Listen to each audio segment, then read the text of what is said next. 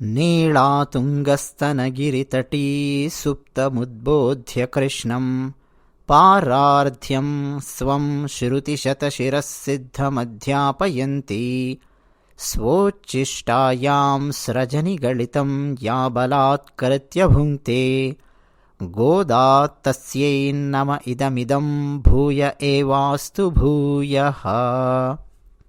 ఆండాళ్ దివ్య తిరువడిగళే శరణం. జై శ్రీమన్నారాయణ. శ్రీమతే రామానుజాయ నమః. ఇప్పటి వరకు 5 పాశురాలు మనం చెప్పుకున్నాం. ఒక్కొక్క పాశురంలో పరమాత్మ యొక్క ఒక్కొక్క స్వరూపం గురించి మనం తెలుసుకున్నాం. గోదాదేవి అమ్మవారి దయవల్ల పర, వ్యూహ, విభవ, అంతర్యామి, అర్చావతార స్వరూపాలు. నిన్న 5వ పాశురంలో పరమాత్మ యొక్క అర్చామూర్తి స్వరూపం గురించి మనం తెలుసుకున్నాం. అంటే విగ్రహ రూపంలో ఉన్న ఆ పరమాత్మను మనం అర్చించి మోక్షాన్ని పొందవచ్చు అని గోదాదేవి అమ్మవారు చెబుతూ ఉన్నారు. అయితే కొంతమంది పరమాత్మను ప్రేమిస్తారు, చుట్టుపక్కల ఉన్న లోకాన్ని ద్వేషిస్తారు, లేదు చుట్టుపక్కల ఉన్న లోకాన్ని అసలు పట్టించుకోరు. అలాంటి దారి మన దారి కాదు అంటోంది గోదాదేవి. పరమాత్మను ప్రేమించాలి, ప్రేమిస్తూనే చుట్టుపక్కల ఉన్న లోకం సుభిక్షంగా ఉండాలి అని మనం కోరుకోవాలి. దానికి మనవంతు ప్రయత్నం మనం చెయ్యాలి అంటోంది గోదాదేవి.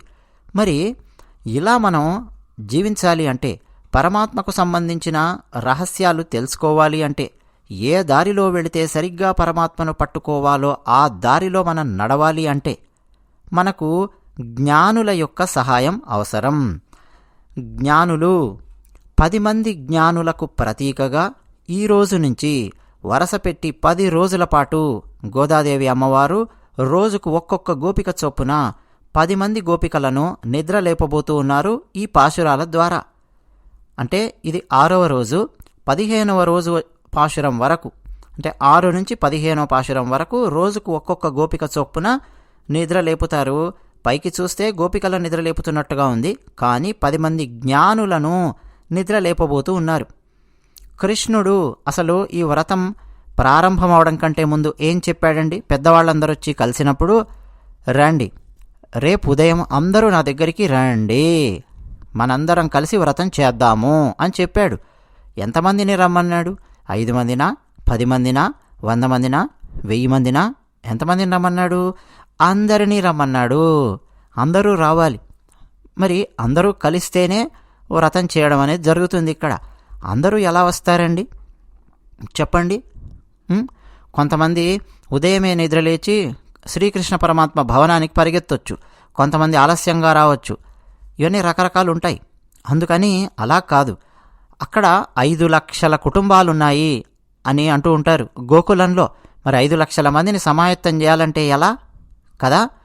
అందుకని ముందుగా 10 మంది జ్ఞానులను, 10 మంది గోపికలను గోదాదేవి నిద్ర లేపుతోంది. కృష్ణానుభవం పొందాలి అంటే అందరూ పొందాల్సిందే, ఎవరో కొద్దిమంది మాత్రమే కాదు. మనకు చిన్నజీర స్వామివారండి చాలా చాలా అద్భుతంగా వారు వివరిస్తూ ఒక ఉదాహరణ ఇచ్చారు. కృష్ణానుభవం అంటే కృష్ణుడి గురించి తెలుసుకోవడం అన్నది చల్లని నీటి ప్రవాహంలో దిగడం లాంటిది.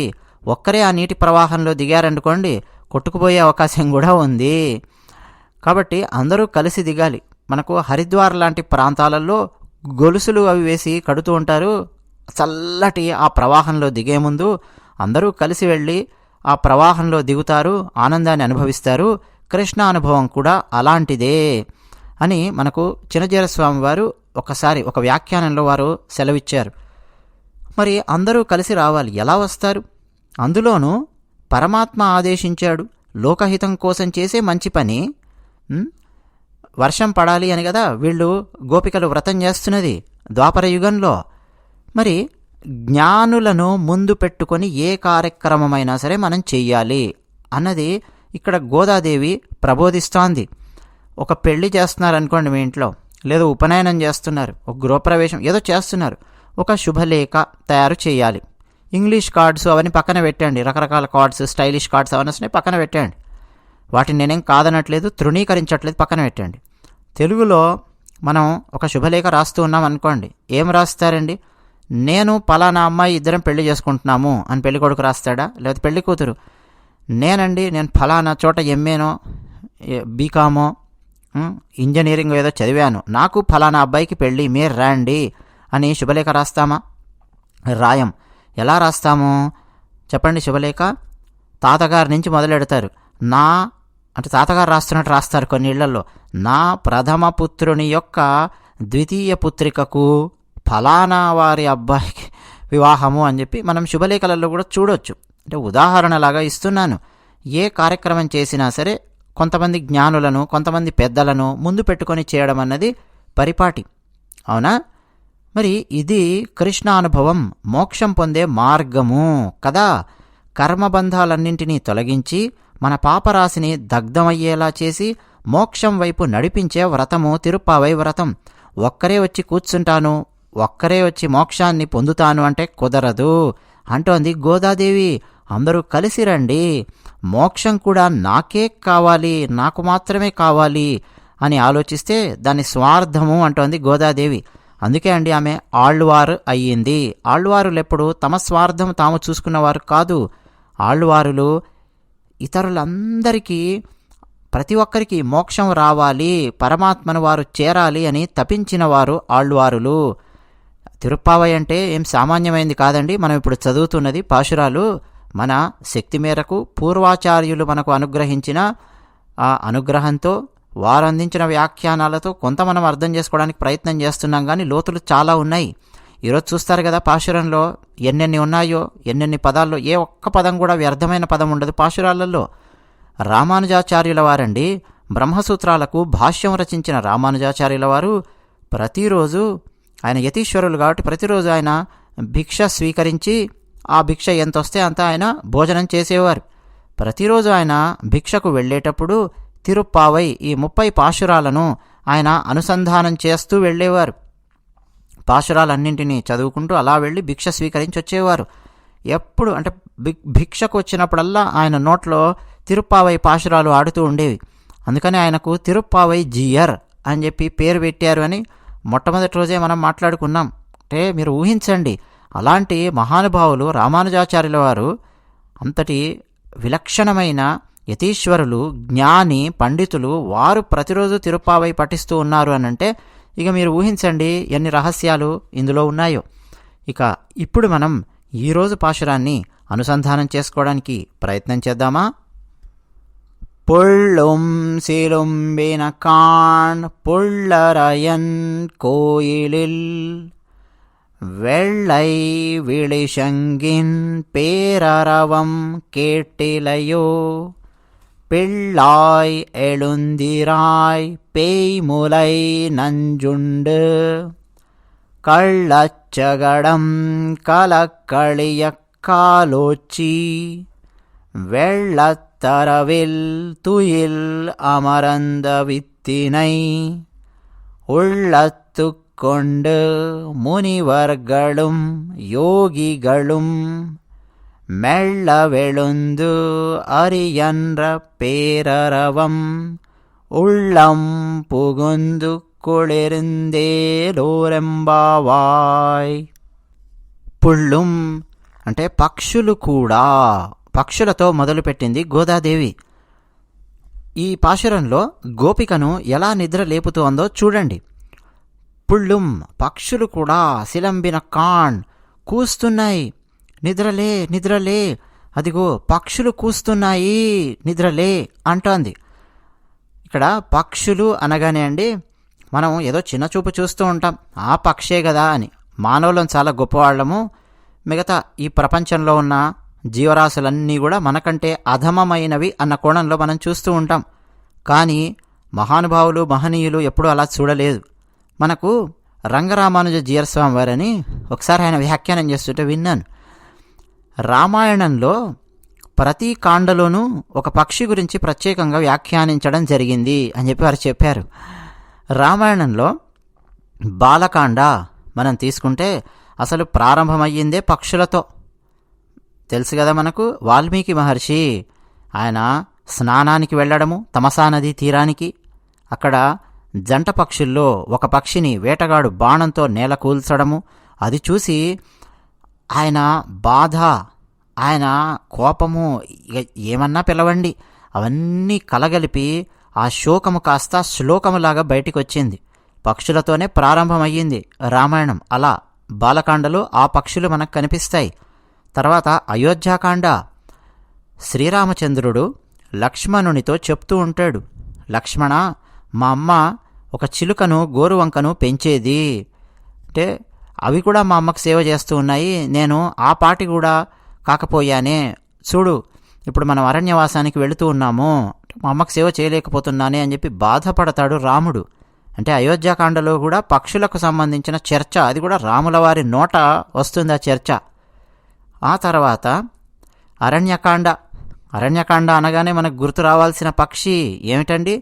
జటాయువు. జటాయువుకు మోక్షాన్ని అనుగ్రహించాడు రామచంద్రుడు.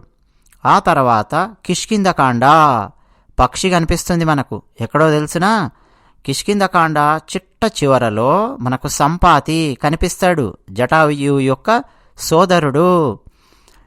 ఆ సంపాతియే చెప్తాడు ఎలా వెళ్ళాలి, ఎక్కడ లంక, రావణాసురుడు ఎక్కడుంటాడు, ఆ సముద్ర తీరంలో సంపాతి పక్షి. ఆ తర్వాత సుందరకాండ. సుందరకాండలో పక్షి ఎక్కడున్నదండి? ఆలోచించండి. అదేంటండి, ఆంజనేయ స్వామి వారే ఒక దూకు దూకారు పక్షిలాగా, ఆంజనేయ స్వామి అంటారా? కాదు కాదు కాదు కాదు.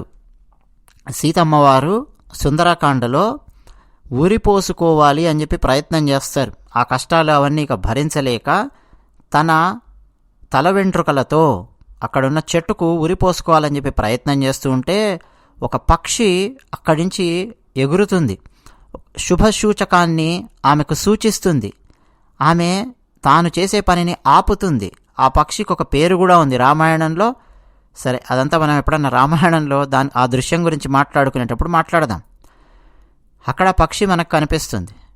మరి చిట్ట చివరగా యుద్ధకాండ. యుద్ధకాండలో పక్షి ఎక్కడుందండి చెప్పండి, ఊహించండి. యుద్ధకాండలో పక్షి ఎక్కడుందండి? యుద్ధకాండలో పక్షులకే రాజు గరుత్మంతుడు కనిపిస్తాడా లేదా మనకు? రామలక్ష్మణులు నాగపాశములతో బంధింపబడినప్పుడు గరుత్మంతుడు వస్తాడు వాటి నుంచి విడిపించడానికి. పక్షి ప్రతి కాండలో కూడా ఒక పక్షి మనకు కనిపిస్తోంది. పక్షులు చైతన్యం లేనివి కావండి. దానికి సంబంధించి ఉపనిషత్తులలో రైకుడు అని చెప్పి ఒక కథ కూడా ఉంది. ఆ కథ కూడా ఈ సందర్భంలో చెప్తూ ఉంటారు. మనం విడిగా మరో వీడియోలో ఎప్పుడన్నా చెప్పుకుందాం. కానీ అలా పక్షులు చైతన్యం లేనివి కావు. ఆ పక్షులు కూడా నిద్ర లేచాయి, సిలంబిన కాణ్ కూస్తున్నాయి. అంతేకాదు పుళ్ళ రయన్, రయన్ పుళ్ళు అంటే పక్షులు అన్నాను, పుళ్ళ రయన్ అంటే రాజు, పక్షుల యొక్క రాజు ఎవరు? గరుత్మంతుడు, గరుడ వాహనుడు. ఆయన యొక్క కోవెలలో గరుడ వాహనుడు ఎవరండి? శ్రీమన్నారాయణుడు అని చెప్పి అర్థం ఇక్కడ. అంటే అక్కడ బహుశా శ్రీమన్నారాయణుని దేవాలయం ఉన్నట్టుంది. ఎక్కడ? గోకులంలో నారాయణుణ్ణి అర్చిస్తారు అన్న విషయం మనకి ఇక్కడ కొంత అర్థమవుతోంది. అయితే గోదాదేవి ఆమె జన్మించిన ఊరిలో వటపత్రసాయి దేవాలయం ఉంది అని చెప్పి మనం మొట్టమొదటగా మాట్లాడుకున్నాం. ప్రతిరోజు గోదాదేవి ఉదయమే బ్రహ్మముహూర్తంలో లేచి స్నానాదులన్నీ ముగించి వటపత్రసాయి దేవాలయానికి వెళ్ళి ప్రతిరోజు ఒక్కొక్క పాశురాన్ని ఆశువుగా చదివి స్వామివారికి అందించింది, స్వామివారికి వినిపించింది ఈ పాశురాలను కదా. ఆ శ్రీమన్నారాయణుని కోవెలలో వెళ్ళై, వెళ్ళై అంటే తెల్లని, విళిసెంగిన్, సెంగిన్ అంటే శంఖము, విళిసెంగిన్ అంటే ఆహ్వానిస్తున్నటువంటి శంఖము. తెల్లవారింది, ఉదయం అయ్యింది, ఇక మీకు ఆహ్వానము అని ఆహ్వానిస్తున్నట్టుగా పిలిచే శంఖము అని చెప్పి రాసింది గోదాదేవి. మామూలుగా శంఖం మోగింది అని చెప్పి రాయొచ్చు కదండి. నారాయణుని దేవాలయంలో శంఖం మోగింది లే అని చెప్పి అనొచ్చు కదా. ఎలా ఈమె భావన అంటే, గోపిక దగ్గరికి వెళ్ళి ఏయ్ లే లే లే, పక్షులు కూస్తున్నాయి లే అని చెప్పి అంది. అప్పుడు గోపిక, నిద్రపోతున్న గోపిక, ఏముంది పక్షులు ఎందుకు కూస్తున్నాయో, తెల్లవారిందని చెప్పి నమ్మకం ఏమిటి అని ఆ పడుకున్న గోపిక నిద్రలేస్తూ అంటున్నట్టుగా భావించి గోదాదేవి, అంతేకాదు పక్షుల రాజు గరుత్మంతుడు ఎవరికైతే సేవ చేస్తాడో ఆ నారాయణుని దేవాలయంలో తెల్లని శంఖం మోగింది అని చెప్పి అంది. శంఖం మోగడం అంటే అండి దేవాలయాలలో డ్యూటీలు మారుతూ ఉంటారు కదా, ఈ జామ్ వరకు వీళ్ళు, ఈ జామ్ వరకు వాళ్ళు. ఆ డ్యూటీలు మారేటప్పుడు కూడా శంఖాలు మోగుతూ ఉంటాయి, రకరకాల శంఖాలు మోగుతూ ఉంటాయి. ఒకప్పుడు రాజుల కాలంలో గంటలు, శంఖనాదములు, వీటితోనే ఆ ఊళ్ళో ఏం జరిగేది, దేవాలయాలలో ఏం జరిగేవి, ఎక్కడెక్కడ ఏం జరిగేవి అన్నవి ఒక కమ్యూనికేషన్ వ్యవస్థలాగా ఉండేది. రకరకాల శంఖాలు మోగుతూ ఉంటాయి రాత్రి, అప్పుడు ఒకటి ఇప్పుడు ఒకటి జామ్ మారుతూ ఉన్నప్పుడు ఉంటాయి. అందుకని ఆ పడుకున్న గోపిక ఏదో శంఖము మోగి ఉంటుందిలే, తెల్లవారింది అని చెప్పిన శంఖమా అని ప్రశ్నిస్తుందేమో అని ఏమంటోంది, విళి శంగిన్, ఆహ్వానిస్తున్నట్టుగా మోగే శంఖము. పేర రవం, రవం అంటే శబ్దం, పేర రవం పెద్ద శబ్దం చేసింది. కేటిలయో అంటోంది, కేటిలయో. కేటిలయ్యో అంటే వినిపించడం లేదా? ఏమమ్మా వినిపించట్లేదా? శ్రీమన్నారాయణుని దేవాలయంలో తెల్లని శంఖం ఆహ్వానిస్తున్నట్టుగా అంత పెద్ద రవం, అంత పెద్ద శబ్దం వినిపిస్తోంది. కేటిలయ్యో వినిపించట్లేదా? పిళ్ళాయ్ అంది. పిళ్ళాయ్ అంటే ఓ అమ్మాయి, ఓ అమ్మాయి అంటే గోపికను. ఎళుందిరాయ్, లేవమ్మా, లే లే, ఎళుందిరాయ్ లే అంటోంది. ఇప్పుడు శ్రీకృష్ణ పరమాత్మ శ్రీమన్నారాయణుడు ఆయన యొక్క 3 లీలల గురించి ఈ పాశురంలో చెప్తోంది. ఏమిటి ఆ 3 లీలలు? పేయ్ ములై నంజుండు చెప్తోంది. పేయ్ అంటే పిశాచి అని చెప్పి అర్థము. పేయ్ అంటే ఇక్కడ పూతన అని మనం అర్థం చేసుకోవాలి. పూతన సంహార ఘట్టం గురించి మాట్లాడుతోంది గోదాదేవి. శకటాసుర భంజనం గురించి మాట్లాడుతోంది భాగవతంలో. అలాగే పాలకడలిలో ఉండే ఆ శ్రీమన్నారాయణుని ప్రస్తావన కూడా మళ్ళీ తీసుకొస్తోంది.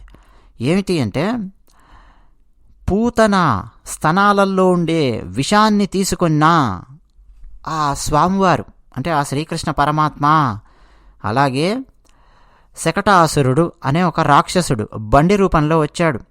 వాడి కాళ్ళు, కీళ్ళు, ఎముకలన్నీ నుజ్జు అయిపోయేలా కాలు చాచి ఆ శకటాసురుడు బండి రూపంలో ఉన్న బండిని తన్ని ధ్వంసం చేసిన ఆ శ్రీమన్నారాయణుడు వెళ్ళత్తరవిల్ పాలసముద్రంలో శేషశయనంపై తుయిల్ అమరంద యోగ నిద్రలో పడుకొని ఉన్నా విత్తినై జగత్కారణభూతుడైన ఆ శ్రీమన్నారాయణుడు. అలాంటి శ్రీమన్నారాయణుణ్ణి ఉళ్ళత్తుకొండు తమ మనసులలో ధ్యానిస్తున్నా మునివర్గళుం, మునివర్గళుం బహువచనం అన్నమాట. మునివరులు, యోగిగళుం యోగివరులు మెల్లగా ఎళుందు లేచి అరియన్రా హరి హరి హరి అని 3 సార్లు పేరరవం మళ్ళా పెద్ద ధ్వని చేసుకుంటూ మా హృదయాలలో ప్రవేశించారు. మా హృదయాలు చల్లబడ్డాయి. అలా మేము నిద్రలేచాము, నువ్వు కూడా నిద్రలే అంటోంది. ఏమిటి? మునివర్గళుం యోగిగళుం, మునులు యోగులు అట ఆ శ్రీమన్నారాయణుణ్ణి లేదు ఆ శ్రీకృష్ణుణ్ణి, పూతన విషపు పాలు తాగి పూతనను సంహరించిన శ్రీకృష్ణుణ్ణి, శకటాసుర భంజనం చేసిన శ్రీకృష్ణుణ్ణి హరి హరి హరి హరి హరి అని కీర్తించడానికి నెమ్మదిగా లేచి అక్కడికొచ్చి కీర్తిస్తున్నారు. వారి కీర్తనలు మా హృదయాలలో ప్రవేశించాయి. అలా మేము నిద్రలేచాము, నువ్వు కూడా నిద్రలే అంటోంది గోదాదేవి. అసలు గోకులంలోకి యోగులు మునులు ఎక్కడి నుంచి వచ్చారండి? గోకులంలో ఎవరుంటారండి? గోపాలురుంటారు, గోపికలుంటారు, అంతే కదా.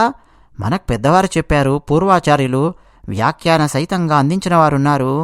ఏం లేదండి, గోకులంలోకి ప్రతిరోజు యోగులు మునీశ్వరులు ఏదో ఒక పని పెట్టుకున్నట్టుగా అటువైపు నుంచి తిరుగుతూ ఇటువైపు నుంచి తిరుగుతూ శ్రీకృష్ణ పరమాత్మ ప్రతిరోజు ఉదయం ఆయన గోవులను తీసుకొని వెళ్ళడానికి గోశాలకు వస్తాడు కదా. గోశాలకొచ్చి ముందు ఒక్కొక్క గోవును ఆయన తాకుతాడు. పరమాత్మ యొక్క కృష్ణ పరమాత్మ యొక్క స్పర్శతో గోకులంలో గోవులు పెరిగేవి అని నిన్నగాక మొన్న ఒక పాశురంలో మనం చెప్పుకున్నాం. రెగ్యులర్గా ఈ పాశురాలకు సంబంధించిన వీడియోలు చూస్తున్న వాళ్లకు తెలిసే ఉంటుంది, అవునా కాదా? అలా ఆయన ఒక్కొక్క గోవును అలా తడిమి చూస్తూ స్పర్శిస్తూ ఆ గోశాలలో కాసేపు శ్రీకృష్ణ పరమాత్మ ఉండేవాడు. ఆ తర్వాత గోవులన్నింటినీ విప్పడము, ఉదయం పూట వాటిని తీసుకొని వెళ్ళడం. మళ్ళీ సాయంత్రం వచ్చిన తర్వాత కూడా తన ఇంట్లోనే కాదు, తన చుట్టుపక్కల ఉన్న వాళ్ళ ఇళ్లల్లో, మిత్రుల ఇళ్లల్లో అక్కడిక్కడికి వెళ్ళి ఆ గోవులన్నింటినీ స్పర్శిస్తూ ఉండేవాడు. అవి చాలా ఆనందపడేవి. అంటే గోశాలకు వెళితే శ్రీకృష్ణ పరమాత్మను మనం పట్టుకోవచ్చు. మిగతా సమయంలో ఎక్కడెక్కడుంటాడో తెలీదు, అడవుల్లో ఎక్కడెక్కడ ఆవులను మేపుతాడో తెలీదు, మిత్రులతో ఎక్కడెక్కడ ఏమాడుతుంటాడో తెలీదు కదా. అందుకని ఖచ్చితంగా శ్రీకృష్ణుని యొక్క ఆ సమయ పాలనలో గోశాలలో ఉండడం అనేది ప్రతిరోజు ఖచ్చితంగా ఆ సమయానికి జరుగుతుంది. ఆ విషయం మునులకు, యోగులకు అర్థమయ్యింది. అందుకని ప్రతిరోజు ఉదయము ఆ గోశాలల చుట్టూ అటు ఇటు తిరుగుతున్నట్టు అక్కడ నిలబడి ఉండేవారు. హరి హరి హరి హరి అని చెప్పి కీర్తిస్తూ ఉండేవారు. అది కూడా వాళ్ళు ఎలా లేచారు అని చెప్తోందండి గోదాదేవి. ఎలా లేచారు అని చెప్తోంది? మెల్లగా ఎళందు లేచి మెల్లగా లేస్తారట వాళ్ళు. ఏమిటి మెల్లగా లేవడము? ధన్నం అని చెప్పి మంచం మీద నుంచి ఒక దూకు దూకడము, పరిగెత్తేలా లేవడము అలా కాదు, మెల్లిగా లేస్తారు. ఎందుకో తెలుసా? తమ హృదయంలో పరమాత్మ నిద్రిస్తూ ఉన్నాడు. మా హృదయంలో ఉన్న పరమాత్మకు ఆటంకం కలుగుతుంది. మేం గనక వేగంగా నిద్రలేచి పరిగెత్తుతున్నట్టుగా నిద్రలేస్తే, మేము నెమ్మదిగా నిద్రలేచి నెమ్మదిగా ఆయనను హరి హరి హరి అని మా హృదయంలో ఉండే పరమాత్మని మేము నిద్రలేపుతాము. ఇదన్నమాట మనకు పూర్వాచార్యులు ఈ పాశురంలో ఈ పదాలకు అందించిన వ్యాఖ్యానం. అలాగే మరొకటి ఉంది. మామూలుగా గోదాదేవి అమ్మవారు మునులు అని చెప్పి అనొచ్చు కదండి. మళ్ళీ యోగులేమిటండి? మునివర్గళ్ళు మాట, యోగిగళ్ళు మాట. ఎందుకని ఆలోచించండి. మునులు, యోగులు తేడా ఏమిటి? యోగి అంటే ఏం లేదండి, ఇక్కడ కర్మయోగి అని మనం అర్థం చేసుకోవాలి అని మన పూర్వాచార్యులు అందించారు. శ్రీరాముల వారి తమ్ముళ్ళు లక్ష్మణుడు, భరతుడు, ఇద్దరిలో ఎవరు గొప్ప అన్నటువంటి చర్చలు, ఆసక్తికరమైనవి ఎన్నెన్నో వ్యాఖ్యానాలు చాలా ఉన్నాయి. లక్ష్మణుడు యోగి, భరతుడు ముని అని మన పూర్వాచార్యులు తేల్చారు, మనకు అందించారు. ఏమిటి తేడా అంటే, భరతుడు శ్రీరామచంద్రుల వారు ఆదేశించినట్టు ఆయన చేస్తాడు. శ్రీరాముడు ఏ ఆదేశాన్ని ఇస్తే ఆ ఆదేశాన్ని భరతుడు పాటిస్తాడు, చేస్తాడు. భరతుడు రాముల వారి వెంట అరణ్యానికి వెళ్ళలేదు. ఆయన నందిగ్రామ్ అని, అయోధ్య మీరు ఎప్పుడైనా వెళ్ళారంటే చూడొచ్చు, మీరు నందిగ్రామ్ వెళ్ళి, చాలా సుందరమైన ప్రదేశం. ఆయన అక్కడే ఉన్నాడు, అయోధ్య పరిపాలించాడు. కానీ అక్కడ కూర్చొని ఏం చేశాడు? ముని. నిరంతరం మునులు ఏం చేస్తారండి? నామస్మరణ చేస్తారు, ధ్యానిస్తూ ఉంటారు. నిరంతరం రామనామ ధ్యానం చేస్తూ ఉండిపోయాడు భరతుడు. అవునా? ముని. మరి యోగి లక్ష్మణుడు, ఆయన ఏం చేశాడు అనంటే, రాముల వారు ఏం చెబితే అది కాదు లక్ష్మణుడు చేసేది. తేడా ఉంది భరతునికి లక్ష్మణుడికి. ఏంటో తెలుసా? రాముల వారికి సంబంధించినవి మాత్రమే లక్ష్మణుడు చేయడానికి సిద్ధంగా ఉంటాడు. ఏ డ్యూటీ ఇస్తే ఆ డ్యూటీ, రాముల వారు ఒక డ్యూటీ ఇచ్చారు, భరతుడు చేసేస్తాడంతే. ఉదాహరణకు సరదాగా చెప్పుకుందాం. ఇప్పుడు పెద్ద ఫంక్షన్ అయ్యిందనుకోండి, గెస్ట్స్ ఎవరెవరో వచ్చారు, గెస్టులు వచ్చారు కదా, వీళ్ళని తీసుకెళ్ళి వాళ్ళ ఇంటి దగ్గర దింపు నీ కారులో అని చెప్పారనుకోండి. రాముల వారు డ్యూటీ వేశారు, సిద్ధం చేస్తాడంతే. లక్ష్మణుడు ఏమంటాడో తెలుసా? నువ్వు వెళుతున్నావా చెప్పు, నిన్నైతే దింపుతాను, నీకు సంబంధించిన డ్యూటీ అయితేనే నేను చేస్తాను, నాకు అది కావాలి. చేపను గనక నీళ్లల్లో నుంచి తీసి బయట పడేస్తే ఇక చేప బతకలేదు, అది చచ్చిపోతుంది. ఖచ్చితంగా చేప నీళ్లల్లో ఉండాల్సిందే. అవునా? నీటికి చేపకు ఉన్నటువంటి ఆ సంబంధం అసలు ఇక అది గిలగిల గిలగిల గిల తట్టుకొని ఇక అది బతకలేదు నీటి బయట. లక్ష్మణుని పరిస్థితి అది. ఆయన రాముల వారికి సంబంధించిన కార్యక్రమాలే చేస్తాడు. అక్కడ వెళ్ళాడు, అరణ్యానికి వెళ్ళి ఇల్లు కట్టాలి, ముందున్నాడు. రాముల వారికి సంబంధించినవి ఏమైనా ఉన్నాయి, మోయాలి, సిద్ధంగా ఉన్నాడు. ఆయన బాగోగులు చూసుకోవాలి. ఆయన రాముల వారే ఆయనకు ప్రథమ కర్తవ్యము లక్ష్మణునికి. రాముల వారు ఏం చెబితే అది ప్రథమ కర్తవ్యం భరతునికి. ఎవరు గొప్ప అన్నది కాదు ఇక్కడ చర్చ. ఇద్దరి మధ్య తేడా ఏమిటి అని చెప్పి చూపిస్తూ ఉన్నారు. మీరు ఎలాగైనా బతకండి, భరతునిలా కావాలంటే భరతునిలా బతకండి, లక్ష్మణునిలా కావాలంటే లక్ష్మణునిలా బతకండి అన్నది రామాయణం మనకు చెబుతోంది. లక్ష్మణుడిలా బతకడం అనేది చాలా కష్టము, భరతునిలా బతకడం ఇంకా కష్టము. కానీ భరతునిలాగా గనక మనం బతకగలిగాము అనంటే ఇక అంతకంటే అదృష్టం లేదు. ఎందుకంటే సరాసరి రాముల వారికి మనం సేవ చేసేంత పరిస్థితి మనకు ఉండదు. అవునా? మన నిత్య జీవితంలో మనకున్న మనం ఏమేం చేస్తున్నామో తెలుసు మనకు. కానీ భరతునిలాగైతే మనం బతకొచ్చు కదా, బతకొచ్చు. ఎలా? మునిలాగా రామనామ ధ్యానం చేస్తూ మనం బతకొచ్చు. మరి రాముల వారికి సంబంధించినవి అని అంటే అలాంటి కార్యక్రమాలు ఉన్నాయనుకోండి, అందులో గనక మనము యాక్టివ్ పార్టిసిపేషన్ ఉందనుకోండి, అక్కడ మనం లక్ష్మణుడిలాగా బతికినట్టే. ఇదనమాట మనకు పూర్వాచార్యులు ఈ పాశురానికి అందించిన రహస్యాలు. అందులో నుంచి కొంత నేను మీకు చెప్పడానికి ప్రయత్నం చేస్తున్నాను నా శక్తి మేరకు. అలాగే పూతనకు సంబంధించి, శకటాసురునికి సంబంధించి ఎందుకు మాట్లాడింది గోదాదేవి? పూతన వచ్చిందండి. శ్రీకృష్ణ పరమాత్మ ఎందరో రాక్షసులను చంపాడు. మొట్టమొదటగా ఆయన చంపింది ఎవరినండి? పూతన. రాములవారు మొట్టమొదటిగా చంపింది ఎవరినండి? సంహరించింది తాటకి. అక్కడ స్త్రీయే, ఇక్కడ స్త్రీయే. మొట్టమొదట స్త్రీతోనే మొదలుపెట్టాడు రాముడు, కృష్ణుడు. దుష్ట సంహారం చూస్తున్నాం కదా మనం. పూతన చాలా అందమైన వేషం వేసుకొని గోకులానికి వచ్చింది. తన స్తనాలలో విషం ఉంది, చూడ్డానికేమో అందంగా ఉంది. దగ్గరికి వచ్చింది. వచ్చి పోతన భాగవతంలో పద్యం ఏమంటుందంటే, చను నీకు గుడుప జాలడి చనువారలు లేరు, నీవు చనవలే ననుచుం చనుగుడిపి మీద నిలుకడ చనుదాననంగా వేడ్క చనుజను గుడుపన్ అని చెప్పి పోతన రాశాడు. మంచి అలంకారాలు, శబ్దాలంకారాలు పోతన మార్చుల వారు ప్రయోగిస్తూ ఉంటారు. ఆ చిన్ని కృష్ణుని దగ్గరికి వచ్చింది పూతన. ఎవరు పూతన? చూడ్డానికి అందంగా ఉంది, కానీ శిశుహంతకి, అంతే కదా. అయ్యయ్యయ్యో బాబు, నీకు చనుపాలు ఇవ్వడానికి ఎవరు లేరా? అయ్యో, నువ్వేమైపోవాలి పాలు తాగకపోతే? చిన్నపిల్లల్ని లాలిస్తూ మాట్లాడతారే, లాలిత్యంతో అలా మాట్లాడుతూ రా రా రా రా రా నీకు చనుపాలు తాగిస్తాను రానన్నారా అని మెల్లిగా శ్రీకృష్ణుడిని ఎత్తుకొని, అంటే స్తన్యం ఇవ్వడానికి ఉత్సాహాన్ని చూపిస్తోంది పూతన.